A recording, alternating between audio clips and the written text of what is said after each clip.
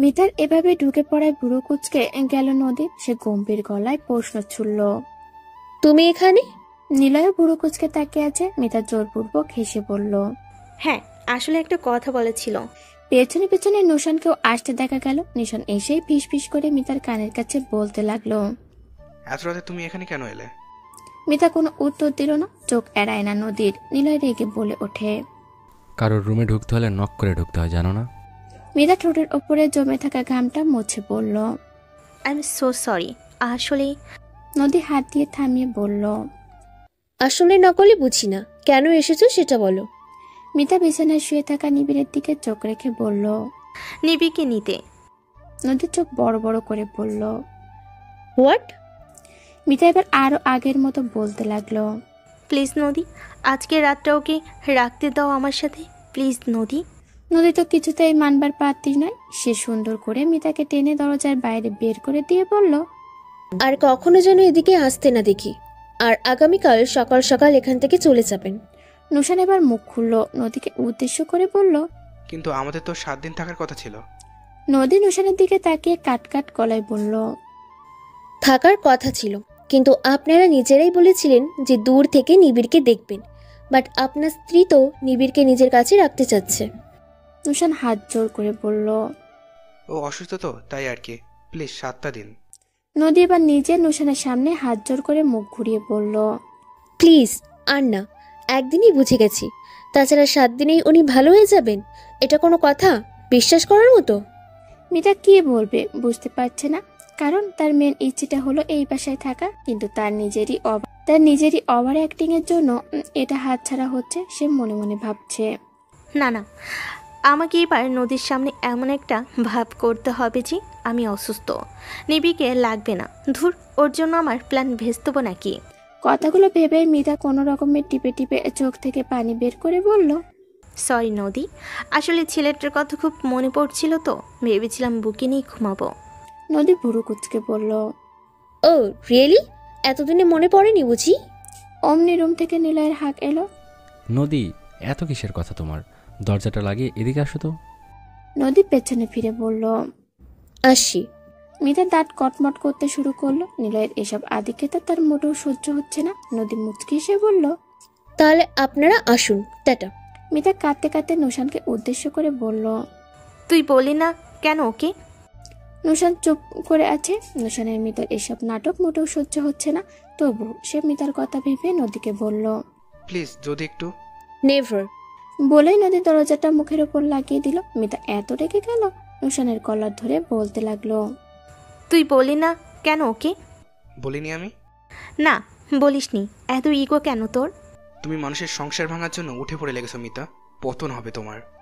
বলেই নোশান সেখান থেকে চলে যায়। মিতা দরজায় জোরে একটা আঘাত দিয়ে করে নিজের রুমের দিকে পা বাড়ায়।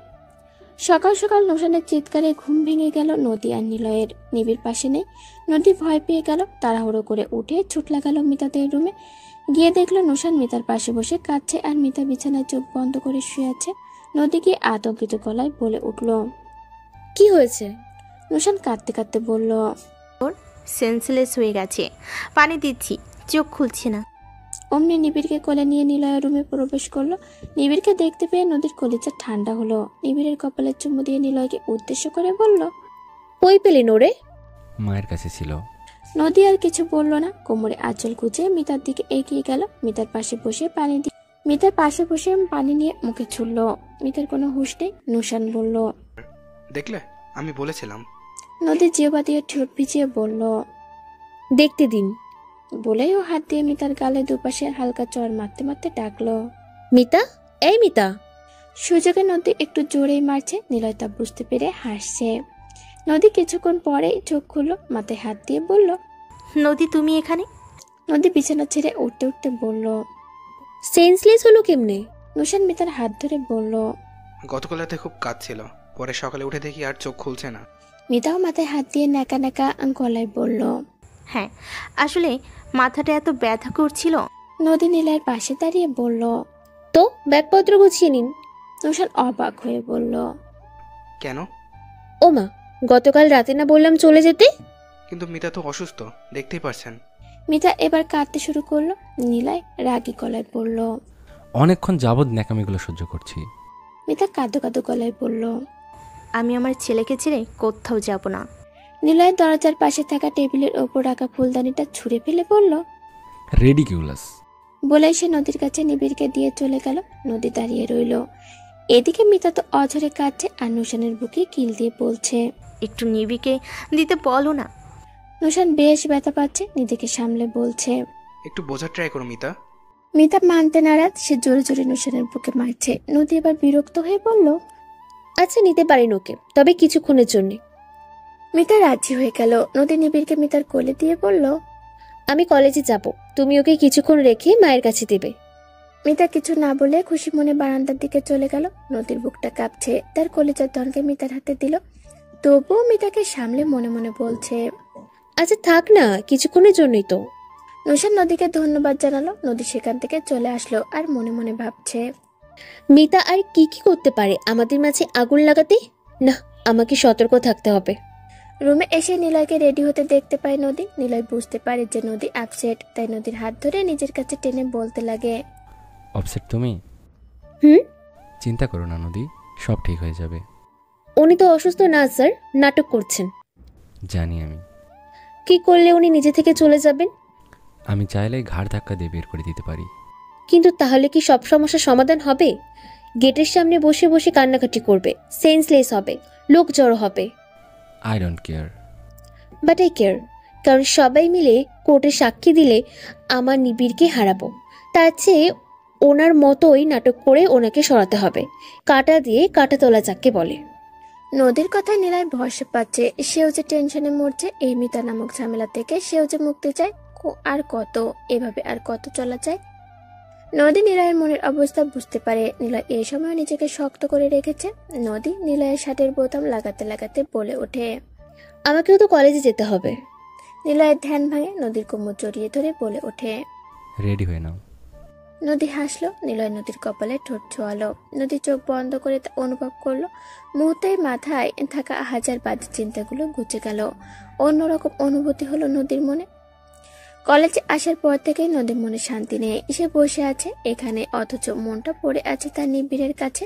না জানি মিতা কেমন করে রেখেছে বাচ্চাটাকে। নদী বারবার চৈতি বেগমকে কল করতে চাইছে, কিন্তু করতে গিয়ে করতে পারছে না বন্ধুদের সামনে।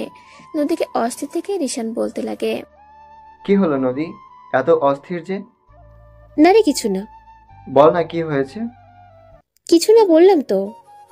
রিশান নদীর পাশে গিয়ে বসলো। নিপা আর শিহাব উঠে চলে গেছে তাদের মধ্যকার কথা বলতে। যেহেতু নিপা আর শিহাব কাপেল, সেহেতু তারা এখানে নেই। রিশান মুচকি এসে বলল, তোকে ইনভাইট করলাম গতকাল, দেখিসনি? কিসের? আরে ইমেল না সেন্ড করলাম। ও, চেক করা হয়নি রে, আসলে অনেক ব্যস্ত ছিলাম তো। It's okay. কিসের ইনভিটেশন? আমার ভাইয়ের বিয়ে, মানে হাসিব স্যার। ও হ্যাঁ, হাসিব স্যার তো তোর বড় ভাই। হ্যাঁ, আগামীকাল বিয়ে, আসবি কিন্তু সপরিবারে। চেষ্টা করব। বলে নদী উঠে দাঁড়ালো। রিশান পেছন থেকে বলে উঠল, নদী, কি? শাড়ি পরিস? নদী আর কিছু বলল না। এমনিতেও তাকে যেতেই হবে নিলয়ের সাথে। আর যেহেতু কাবল, তাহলে তাকে শাড়ি পরতে হবে। পুরোটাই ডিপেন্ড করে নিলয়ের ওপর। বাকিটা আগামীকালই দেখা যাবে। নদী বাসে এসে নিবিড়ের খোঁজ করা শুরু করলো, কিন্তু কোথাও তাকে না দেখে সে এক প্রকার দৌড়ে মিতার রুমে চলে গেল। গিয়ে দেখতে পেল নিবিড় মিতার বিছানায় শুয়ে আছে আর মিতা পাশে ঘুম। নদী এগিয়ে গেল। নদীর পায়ের শব্দে নুশান সোফা থেকে দাঁড়িয়ে বলতে লাগলো, তুমি? আসলাম। নুশান মাথা নাড়ায়। নদী ভেতরে ঢুকে পড়লো। দেখতে পেল মিতা নিবিড়ের ওপর এক হাত তুলে রেখেছে। নদী নিবিড়ের পাশে গিয়ে বসলো। নুশান বলতে লাগলো, মিতা মাত্রই ঘুমালো। তো না মানে উঠে শায়ানকে না পেলে। I don't care. বলেই নদী নিবিড়কে কোলে তুলে নিল। অমনি মিতা লাফ দিয়ে উঠলো। ঘুম ভেঙে যাওয়ায় নিবিড়ও কেঁদে উঠলো। মিতা নিবিড়কে কোলে নিয়ে বলতে লাগলো, তুমি যাও, আমি দেখছি।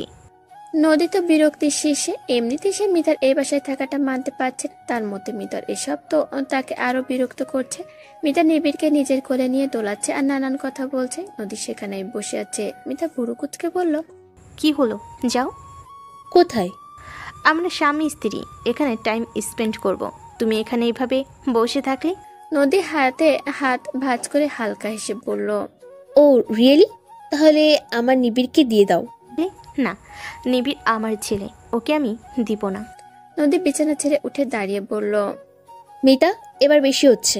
আমি দিব না। নদী জোর করে নিবিড়কে নিজের কোলে নিয়ে নিল। নিবিড়ের কান্নাও থেমে গেল। সে রুম থেকে বেরিয়ে এলো। পেছন পেছন মিতা অসহ্যকর এক চিৎকারের সহিত দৌড়ে আসছে।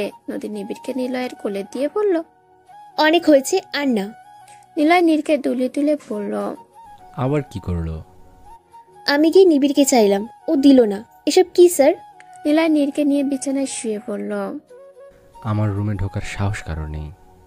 হলোও তাই। মিতা নিলয়ের রুমের দরজার সামনে এসে থেমে গেল। মনে পড়ে গেল গতকালকে নদীর বের করে দেওয়ার দৃশ্যটা। তাই আর না ঢুকে এবার বেশ জোরেই কান্না আরম্ভ করে দিল। নুশান এসেও সামলাতে পারছে না। মিতা নুশানকে বারবার আঘাত করছে। নদী আর না পেরে নুশানকে সরিয়ে মিতার গালে চড় বসিয়ে দিল। তারপর মিতার হাত ধরে দরজার সামনে নিয়ে যেয়ে ধাক্কা দিয়ে বলল। Get out from my house right নাও।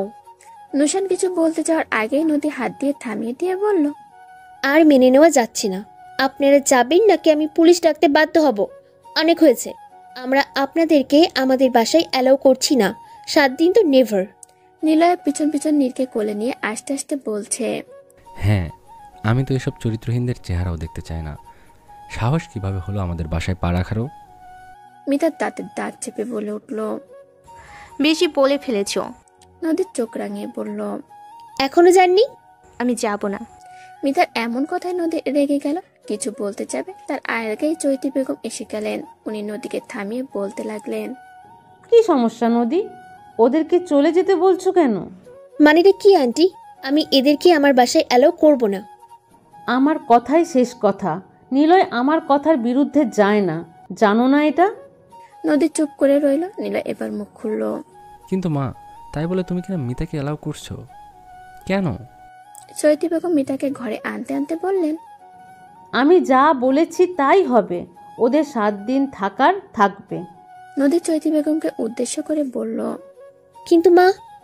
আমি কিচ্ছু শুনতে চাই না। নদী ছল ছল চোখে তাকিয়ে রইল চৈতি বেগমের দিকে। মিতার মুখের হাসিটা তার চোখে এড়ালো না। সে দৌড়ে রুমে চলে গেল। নিলয় তার মাকে উদ্দেশ্য করে বলল। মা, তোমার এই ডিসিশনটা আমার মানতে ইচ্ছে করছে না। বলে নিলয় সেখান থেকে চলে গেল। চৈতি বেগম সেদিকে অসহায় চোখে তাকিয়ে রইলেন। মিতা হেসে বলল। থ্যাংক ইউ সো মাচ শাশুড়ি মা। চৈতি বেগম তীক্ষ্ণ দৃষ্টিতে তাকালেন মিতার দিকে। মিতা বাঁকা হাসি হেসে বলল। উপস আন্টি। চৈতি বেগম সেখান থেকে নদীর রুমে পা বাড়ালেন। এদিকে রুমে এসে অঝরে কাঁদছে চৈতি। চৈতি বেগমের থেকে এমন বিহেভিয়ার সে আশা করেনি। নিলয় নদীকে নানাভাবে কথাই ভোলানোর চেষ্টা করছে। নীরকে কোলে নিয়ে বলছে। নদী, কেঁদো না। দেখো না নিবিড় কিভাবে তোমায় ড্যাব ড্যাব করে দেখছে। নদী ডাক টানছে আর কেঁদে চলেছে। নিলয় নদীকে চিমটি দিয়ে বলল। দেখো না নদী, লুক। নদী উঠে দাঁড়ালো। নিলয় দাঁড়িয়ে পড়ল। আর কত কাঁদবে? নদী কাঁদতে কাঁদতে বলল। আন্টি আমার সাথে এভাবে কথা বলল? আমারও ভীষণ খারাপ লেগেছে নদী, আমি বুঝতে পারছি। নদী কিছু বলতে যাবে তার আগেই চৈতি বেগম রুমে ঢুকে বললেন। আসবো? নদী বসে পড়ল। মুখ ঘুরিয়ে চোখ মুছে নিল। নিলয় মাকে উদ্দেশ্য করে বলল। তোমারও পারমিশন নিতে হয় মা? চৈতি বেগম ঢুকে পড়লেন। নদীর দিকে এগিয়ে গিয়ে কাঁধে হাত রেখে বললেন। নদী, তুমি কি রাগ করেছো মা? নদী উঠে দাঁড়িয়ে বলল। না আন্টি, আমার রাগ নেই। রাগ করো না। আমি এমনটা করেছি নিশ্চয়ই কোনো কারণ আছে। 7টা দিন কোনোভাবে চলে যাক। মানে? নিলয় মায়ের দিকে অবাক হয়ে তাকিয়ে বলল। কারণ আছে মানে? কি কারণ মা? দেখো, আমি আর নদী কিন্তু এখনো মিতাকে অ্যালাউ করিনি। একমাত্র তোমার কথায় ওকে এখনো পুলিশে দেয়নি। ওর সাহস কিভাবে হয় এত বড় কাণ্ড ঘটানোর পরও আমার বাসায় পা রাখার? বলতে বলতে নিলয়ের আগে রিরি করতে লাগলো। নদীও উত্তরের আশায় চৈতি বেগমের দিকে তাকিয়ে আছে। এদিকে চৈতি বেগম মনে মনে ভাবছে। কারণ তো অবশ্যই আছে রে, কিন্তু আপাতত তোদেরকে বললে তোরা রেগে কিছু একটা করে বসবি মিতার সাথে। এতে মিতা ক্ষেপে পুলিশি ঝামেলা করবে, যা আমি মোটেও চাই না। চৈতি বেগমকে চুপ থাকতে দেখে নদী বলে উঠল। বলো আন্টি, মিতাকে রাখার কারণটা কি? কিছু না, আমি চাইছি তাই। 7 দিন থেকে চলে যাবে। নিলয় রেগে বলল। মা, তাহলে আমি আর নদীও এখানে থাকবো না। আমরা নিবিড়কে নিয়ে দূরে চলে যাব। মিতা এসেছে আজ 2 দিন, আর 5টা দিনই তো। দেখতে দেখতে চলে যাবে। ওর কাছে একটু নিবিড়কে কিছুক্ষণের জন্য দিস, ব্যাস, পরেই তো ঝামেলাটা চলে যাবে। নদী ঠোঁটে ঠোঁট চেপে কাছে। নিলয় বড্ড বেশি রেগে আছে, আর একবারও যদি সে মিতার মুখ দেখে তাহলে হয়তো খুনি করে ফেলবে। একমাত্র তার মায়ের জন্য তাকে এমনটা করতে হচ্ছে, তবুও সে দমেনি। আবারও ক্ষুব্ধ হয়ে পড়ল। মা প্লিজ, আমি আর এক মুহূর্ত ওকে দেখতে চাই না। আমি ওকে এখনই বের করছি। বলে নিলয় নিবিড়কে নদীর কোলে দিয়ে দরজার দিকে যেতে লাগলো। চৈতি বেগম পেছন থেকে বলে উঠলেন, যাস না নিলয়, তোকে আমার কসম দিলাম।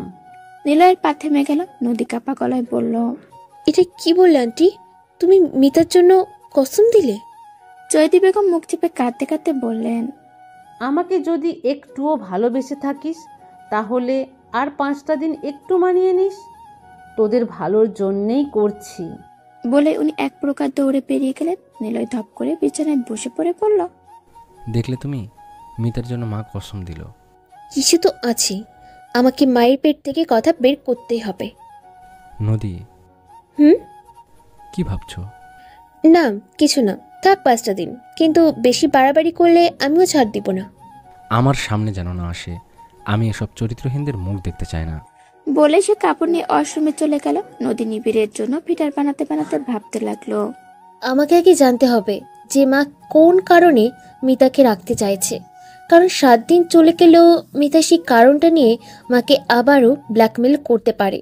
অবশ্য আমিও অবাক হয়েছিলাম মায়ের মিতাকে আমাদের বাসায় রাখার, কিন্তু বড়দের বিরুদ্ধে আর কি বলবো। কিন্তু এখন তো কেসটা সিরিয়াস মনে হচ্ছে, আর মিতা থেকে আমাকে সতর্ক থাকতে হবে। ওর মনেও প্যাচ আছে। কথাগুলো ভেবে দীর্ঘশ্বাস ফেলল নদী। নিবিড়ের পাশে শুয়ে ফিটার খাওয়াতে লাগলো। মনে তার হাজারো চিন্তা। এভাবে তার বরের ডিভোর্সি বউকে তার স্বামী সহ থাকতে দিতে হচ্ছে, সে কিছুই করতে পারছে না। তাকে কি হাত গুটিয়ে বসে থাকাটা মানায়? আর কত